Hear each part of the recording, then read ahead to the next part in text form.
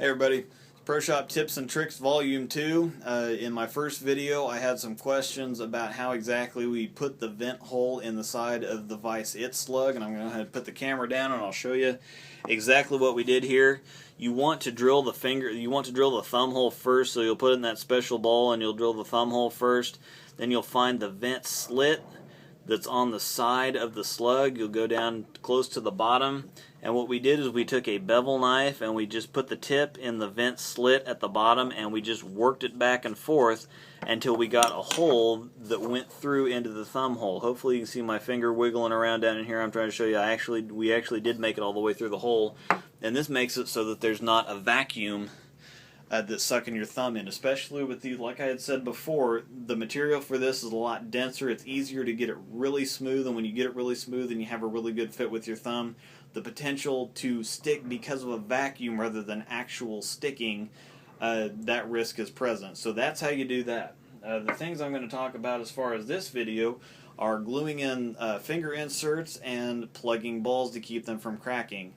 As far as gluing in the finger grips, I had said before that when we were doing the shims, we tend to glue them on the sides rather than all the way around, especially because the glue is it expands and contracts at a different rate than the ball does, and the more glue you have in the fingers, the more chance there is for the fingers to crack out, especially in the bridge.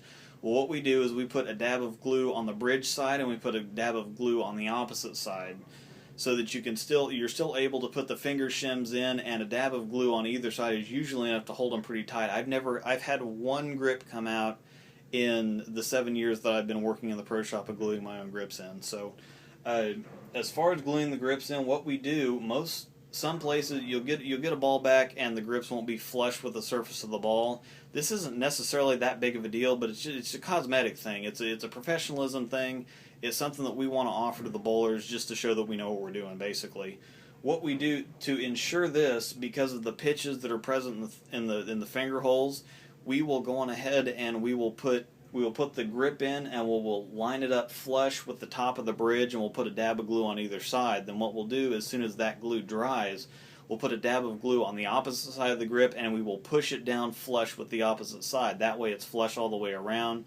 There's some places I've seen that they've just glued it in, then take a razor blade and cut it off, and then that, because of the way that they do the tops of the grips to make it not so sharp, the rounded edges on there or the beveled ends of the grips that they have, if you cut them off, then you're just going to completely ruin that, and it looks like crap, it feels like crap. So if you put a dab of glue at the center near the bridge and you get that level, and then you put a dab of glue on the other side and push it down, it still feels the same, it doesn't affect the fit, and it's flush all the way around. It looks more professional, it looks like you know what you're doing. As far as the plug side of it goes, plug has a tendency to crack just because it's not part of the ball. You're plugging something in it, and the plug actually does expand and contract at a different rate than the ball does too, so there's a pretty high risk of the plug cracking no matter how good you do it. But because the plug heats up to begin with, when you mix it and when you pour it, it's going to be hot, and as things cool down, it's going to shrink, it's going to contract. Well, how we fight that is by plugging especially thumb holes in a couple stages.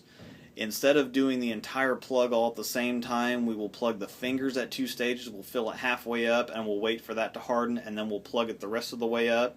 And thumb holes, depending on the size of them, we either do them in 2 stages or 3 stages. This creates a smaller amount of plug that has to cure, and it minimizes how much it shrinks. Instead of having a great big massive plug in the thumb that's going to shrink up and that's going to crack, we do it in small little stages so that it doesn't shrink and doesn't crack as much. The potential's always there just because of what you're actually doing, but if you do it in a couple stages, actually we've seen where we actually have more success doing this by plugging in a couple stages. This is my second video for the Pro Shop Tips and Tricks. Hopefully it was helpful. Hopefully you learned something. Thanks for watching the video. I appreciate it. I'll talk to you guys later. Bye.